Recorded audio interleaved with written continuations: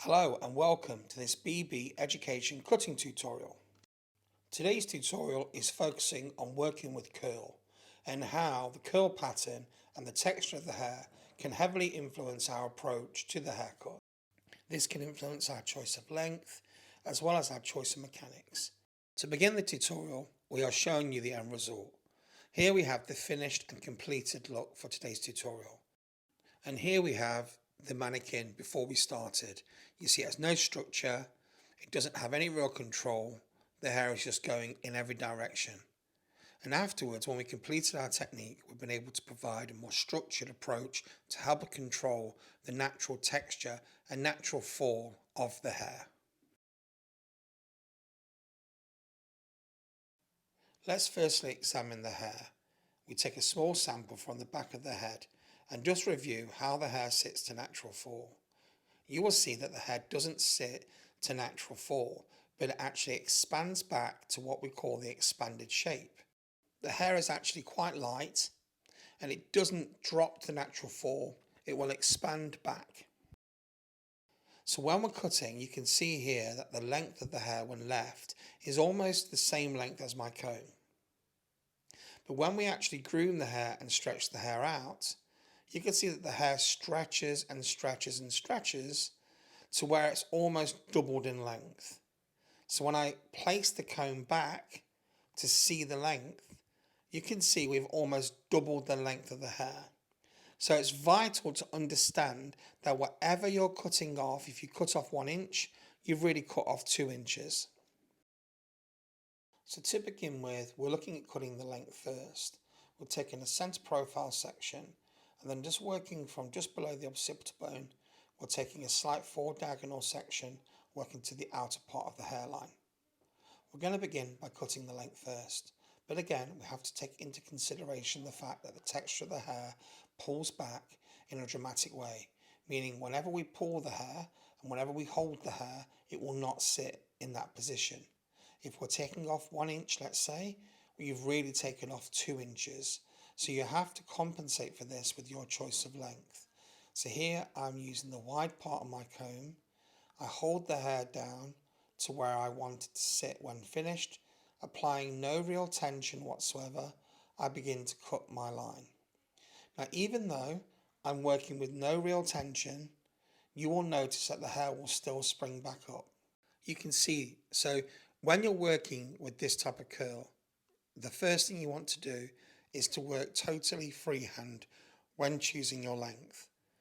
So here I look and decide visually where I want the hair to sit once it's dry, and I'll begin to cut off some of the hair. So understand that you've got to leave the hair much longer than you anticipate it to go. So allow the hair to sit at natural fall and then position your line based on where you want it to be at the very end. So when I'm working with curl, the first thing I do is to cut the hair natural fall, as close to natural fall as it will sit, and I cut the line freehand with no tension, no comb. This will give me a more true representation of where it's going to sit when dry. But we've already seen the end result, and we know that the hair will still shrink a lot more as it dries. So really ensure that you're compensating for this with a much longer choice of length. So for our first section, to get a very accurate and safe idea of where the length will sit, we worked freehand, no comb, no tension. But for all of our subsequent sections, we are actually going to work as we're showing you now. We're going to hold the hair in our fingers, we're going to hold the hair and cut it, which will allow for a bit more expansion than if we worked totally with freehand. So we're going to take our next section, which is parallel to the first section, we're going to groom it down to natural fall. So now as we go to cut the next section, we're going to start in the middle and pull the hair straight down. Now we're going to cut to a finger's depth elevation. We're going to work with the wide side of our comb, which is still applying plenty of tension, and we're going to cut it as if we're cutting a 1 length haircut. So let's go over that again. So you can see we start in the middle. It seems crazy because the hair's so curly. But when you pull it down and you knit it to the guideline we've already put, the benefit will be that the section you're cutting will actually expand more and go shorter than the length we've cut. This will give us a nice graduated shape. So we're cutting section 2 onto the base of section 1. We are using a cutting technique, club cutting through the fingers, as this will allow for us to get a small amount of shape as the hair expands. So I cut the other section in exactly the same way. Through the fingers, 0 elevation, and we'll do the other side in the same way.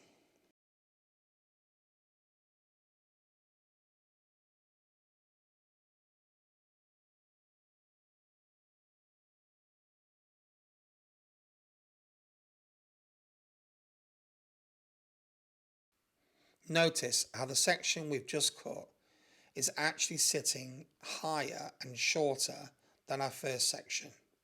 This is due to the fact that we've worked with the comb, groomed the hair down to a 0 elevation and cut it with high tension, which means it's gone shorter than the first section we cut. But this has worked in our advantage because it's created a soft bevel or roundness to the outline of the haircut. We take our next section the same way. Our section now will expand forward into the front in the same way when we cut a bob. We continue cutting the hair with the same fashion. We're club cutting, cutting blunt across our fingers. We're using the comb to control the hair and to stretch the hair down to its natural fall.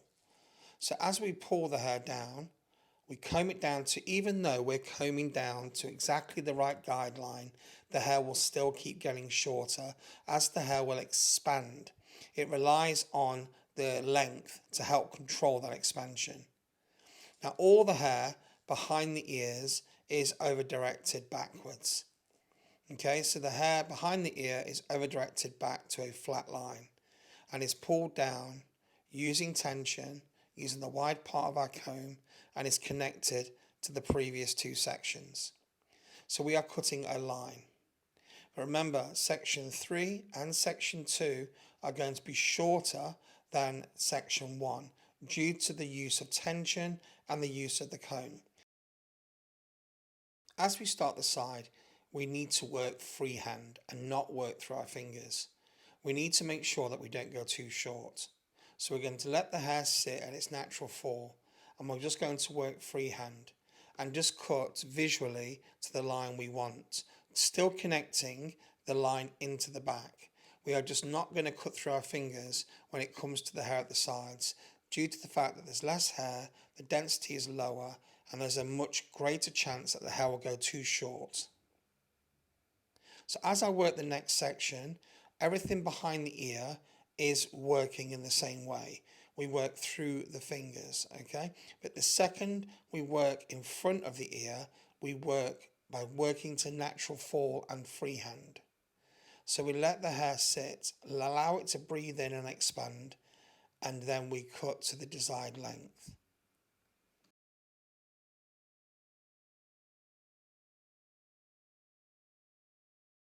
We can now start to see the shape.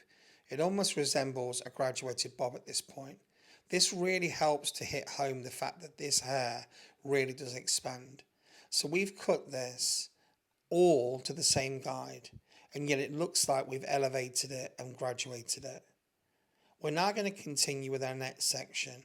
Again, we are cutting section 4 onto section 1.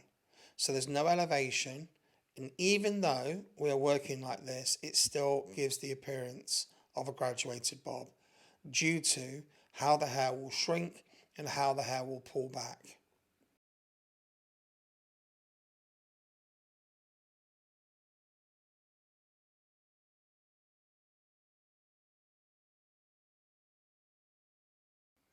Remember, as we work on the side, we groom the hair with the wide part of our comb, allow the hair to expand back, and we work to natural fall and we work freehand. This means we're not stretching the hair in the same way that we have the back. Everything behind the ear is cut through the fingers, and in front of the ear is worked natural fall and freehand.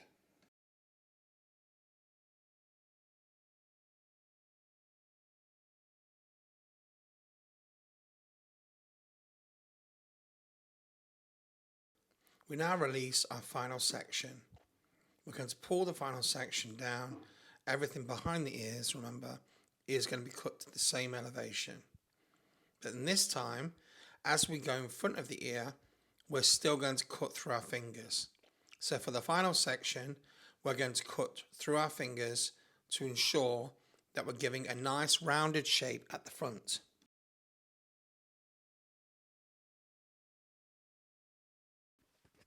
So you see, as we connect the final section through our fingers, this means it's going to expand more, giving more shape around the face. This is almost like how we're going to approach a face frame on real tight curl.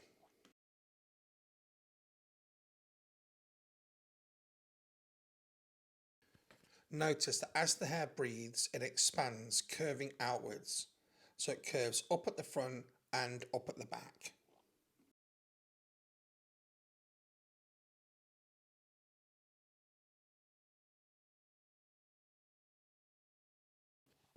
So now as we're working on the side here, you'll see we're pulled down with no other direction.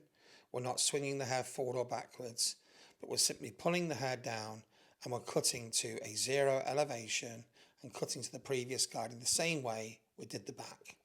The difference is we're allowing the hair to expand more. This is going to give us some shape. We now come to the front with a diagonal back section roughly 2 inches in from the hairline. This is where we're going to just connect our face frame. We take a slight diagonal section on one side. This is to isolate the first piece of hair that we are going to use as a guideline to help us to create a soft face frame effect at the front and to prevent the hair from just sitting at two heavy corners, one each side. So we've separated out to have a small section just here. We allow the hair to breathe in and to stretch back to its natural state, like so. We then will take off a small amount of the hair to just give ourselves a guideline. So you see we're working freehand, not through the fingers, just to ensure we get a more realistic feel of how the hair will sit. Then as we pull down the sections here, we connect them, working through the fingers, so we are working with tension. This will help to connect in the shorter pieces of hair we've just created and the actual shorter piece around the sides. We'll do the same on the opposite side. So you see a very small amount of hair is coming off here. But remember, if you're taking off 1 inch or 2 inches, you can double or almost triple the effect. What we're looking to do here is to simply face frame very gently to make sure the hair doesn't feel too heavy either side. So we've only taken off a very small amount to achieve this. We now want to let the hair natural dry. So I take a wide tooth comb and just very gently just dress the hair to ensure that I'm loosening any natural curl. I do this throughout the whole head prior to allowing the hair to natural dry.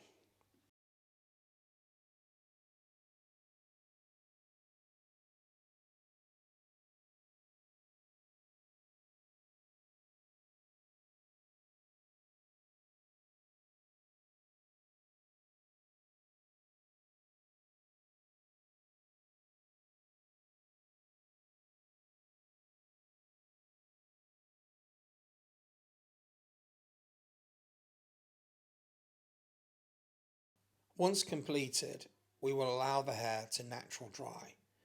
We will groom the hair nice and balanced on both sides so that the hair will dry more balanced as well.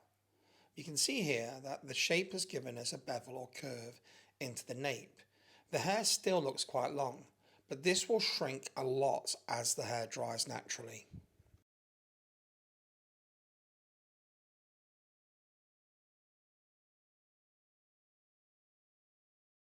So here is the look before it was dried, and here is the look after it's dried. You can see a dramatic difference and change in these lengths. What we're now going to do is to make an assessment on where we need to perfect, enhance and rectify any areas. There are certain bumps in the silhouette that we're going to go and look at. We're going to take a freehand approach to working with these areas. Here you can see the outline looks quite messy, So we're going to take away any stray or longer pieces using a freehand technique.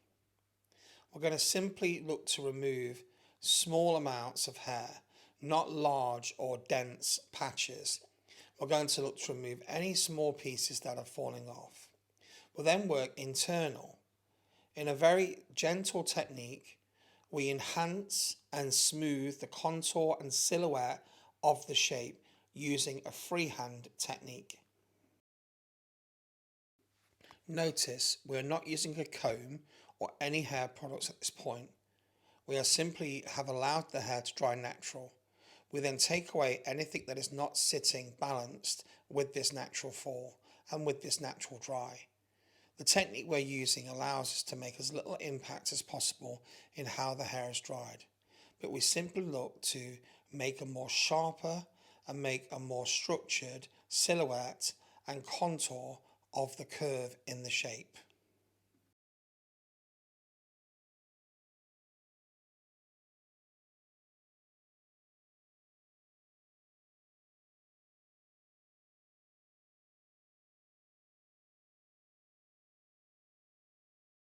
What is it I'm trying to achieve from this, and how will I know when I've achieved it?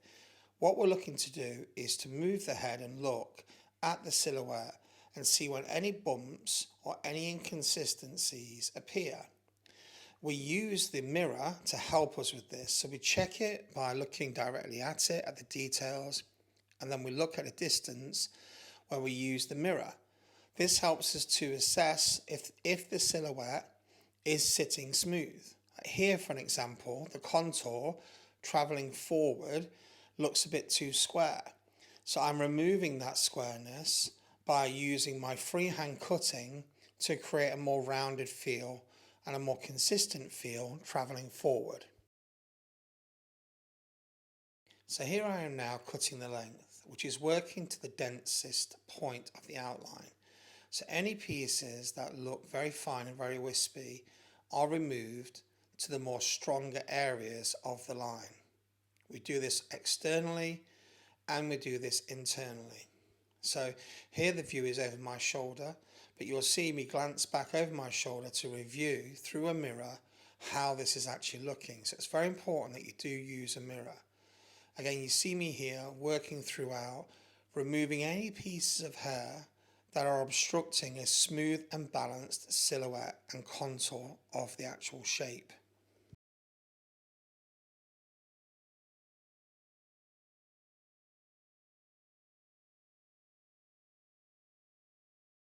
Be sure to check from the front, from the back, from each side. Use the mirror. Remember, you've styled the hair to the expanded shape, so you'll need to check it in a different way. No cross-checking, but all visual.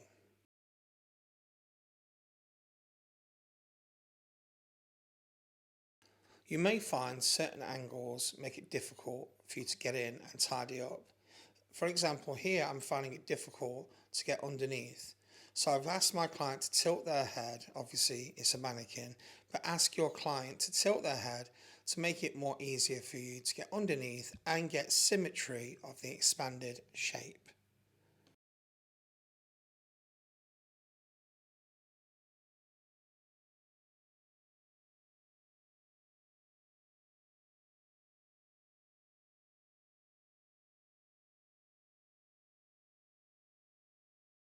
You can now see what we've achieved with the end result.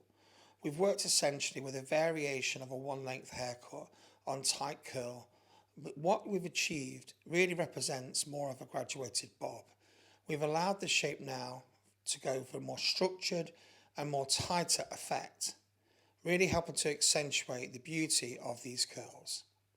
We really hope you've enjoyed today's tutorial, and we hope to see you again soon.